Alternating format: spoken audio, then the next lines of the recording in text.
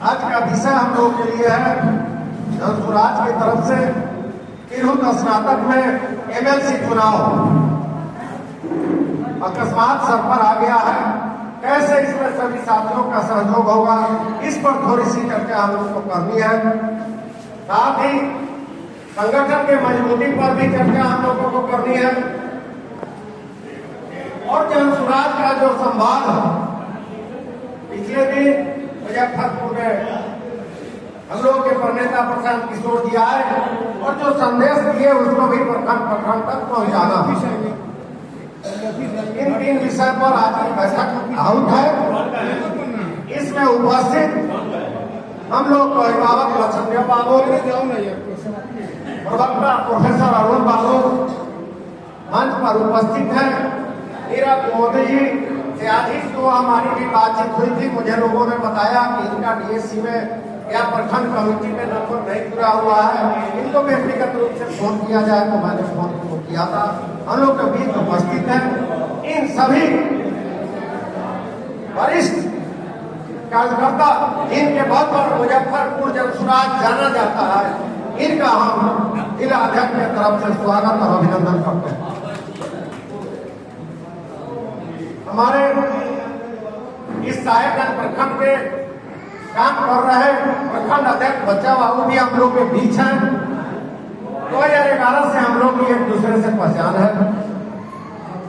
उसी पंचायत से किरण ठाकुर जी मुखिया हुए, मुखिया संघ के नाते, और पिछले मीटिंग में 1-2 मीटिंग में आया तो इनसे परिचय हुआ कि ये महिला अध्यक्ष उसी पंचायत से है, तो इनका भी स्वागत है। रंजना जी जिला सचिव ने इनको लगभग 9 महीना पहले इनकी मेहनत किसी प्रकार का नारा बन गया है। कुछ नहीं तो आप गार्जियन हैं ये कह दीजिए। हालांकि मैं भी जब गार्जियन से संबोधित होता हूँ तो अपने बारे में सोचता रहता हूँ किस अर्थ में मैं गार्जियन हूँ और मेरे गार्जियन होने का कितना प्रभाव है। तो ये सब राजनीतिक नारा बन गया है। और ये नारा इसलिए बना है कि जब हम अपने कर्तव्य से विमुख होते हैं, हम अपने कर्तव्य का पालन नहीं कर पाते हैं, जब हम नहीं कर पाते हैं तो इस तरह के कुछ नारे कर देते हैं। ये जो लोग महिलाओं के बीच काम करते हैं उनकी एक बड़ी जिम्मेदारी है कि महिलाओं को सभा में कहना सिखाएं। यहाँ तो मैं लगातार देख रहा हूँ कुछ महिलाएं घर में गपशप होता है वही यहाँ भी कर रही है। तो इसमें तो आपके यहाँ गहरी में बैठ के घर छोड़कर आने का कोई लाभ नहीं है। और बातों को सुनिएगा नहीं, कि कोई क्या पाठ नहीं है वहाँ। हर आदमी को मैं देख रहा हूँ यही हो रहा है। मैं ऐसी बैठकों को बहुत गंभीर समझता हूँ और महत्व का समझता हूँ और इसके बारे में लोगों से बातचीत करता रहता हूँ। प्रायः मैं हफ्ते में 3-4 दिन गाँव में जाता हूँ, किसानों से, मजदूरों से, वहाँ के लोगों से बात करता हूँ। एक बात सब जगह सुनने में आती है कि हमारी कोई सुनता नहीं है। वही शिकायत जो ग्राम पंचायती राज के पहले सुनने को मिलती थी, वही शिकायत आज भी मिल रही। मैं एक पैक्स का दबाव सुने, एक पैक्स के अध्यक्ष जो मैं खूब जानता हूँ, तो बिल्कुल ईमानदारी से पैक्स चलाना चाहते थे, किसानों का पूरा करना चाहते थे। तो एक सरकारी जो पीसीओ होता है, ब्लॉक कोऑपरेटिव वेलफेयर, वो उनके पास प्रतिदिन आता था और कैसे कैसे गोलमाल करके लाभ कमाया जाए, लोगों को लाभ देने के बजाय आपको और हमको कैसे लाभ होगा, इसकी वो ट्रेनिंग देता था।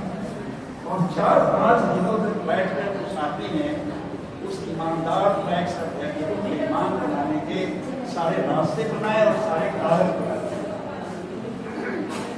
अब जो किसान उससे संबंध हैं पैक्स से, वो चुपचाप हैं, वो कुछ बोल नहीं रहे हैं, कुछ कर नहीं रहे हैं। दूसरा मैं एक बात ये कहना है, सुनने नहीं मिली किसी को। दूसरा कि ये जो आप देखते हैं आजकल सड़कें बन रही हैं गांव में, जो बड़ी सड़क है मुजफ्फरपुर से साहेबगंज जाने की जो बड़ी सड़क है, वो सड़क बहुत अच्छी है, वाकई बहुत अच्छी है। और कहा जाता है कि इस सरकार ने और चाहे जो किया कुछ सड़कें अच्छी बना दी, बिजली पहुंचा दी लोगों के पास, ये दोनों बातें ठीक है, कोई शक नहीं है। लेकिन जैसे ही बड़ी सड़क से आप उतरते हैं, सड़कों की दुर्दशा देखकर आदमी गाँव उठता है, परेशान हो जाता है।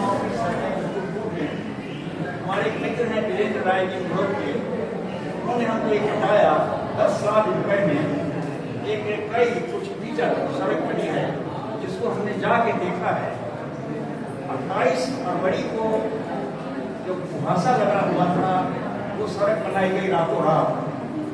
200 बोरा सीमेंट आया था उसके बनने के लिए, 125 बोरा सुबह होते ही वहां से उठ के चला गया और 25 बोरा सीमेंट में वो सड़क बना दी गई। मैं आप सब लोगों को कहूँगा जो प्रबुद्ध नागरिक हैं, ऐसी चीज़ों को जाकर देखना चाहिए। वो सड़क 28 फरवरी को बनी, अभी 15 रोज पहले मैंने उसको देखा है, खरहरा होता है न, झाड़ू बहार। अगर आप उससे उसको पटोड़ना चाहिए तो पूरी सड़क को पटोड़ के आप जमा करना सकते। ऐसा काम हो रहा है एक एक कदम पर, और ग्राम पंचायतों के जरिए हो रहा है। और मैं ये नहीं कहता हूँ कि कोई पंचायत अच्छी नहीं होगी, लेकिन आमतौर पर यही हो रहा है। जिस ग्राम पंचायत का मैं हूँ, उस ग्राम पंचायत में भी यही हो रहा है। एक भी निर्माण का काम जो मानक है, जो स्टैंडर्ड निर्धारित है, उसके मुताबिक नहीं हो रहा है। हम सब लोग चुप हैं, गाँव में से कहीं कोई आवाज़ नहीं सुन रही। दूसरा भी बात हो रही है, चुनावों की बात हो रही है। ग्राम पंचायतों में जो चुनाव होता है, हमारे ही लोग जो वोटर हैं, वो थोड़े थोड़े स्वार्थों को लेकर, थोड़ी अच्छा खाना खाकर, कुछ पैसे लेकर वोट कर देते हैं। बल्कि 75 वर्ष की आज़ादी के बाद इस देश में जो परिस्थिति बनाई गई है, वो ये बनाई गई है कि आप वोट देने जाइए। क्यों वोट देने जाइए? ये लोक शिक्षण आप तक क्यों हम वोट दें? हमारे वोट देने का क्या मतलब है? हमारे वोट की क्या कीमत है? ये आज तक बताया नहीं। आपको मैं बताता हूँ, आप ही के वोट से सरकार बनती है। एक एक बटन जब आप दबाते हैं तो उससे सरकार बनती है, चाहे वो बिहार की सरकार हो या देश की सरकार हो। और उस बटन दबाने से जो सरकार बनती है, बिहार की सरकार, उस सरकार में 2.5 लाख करोड़ बिहार सरकार का बजट है।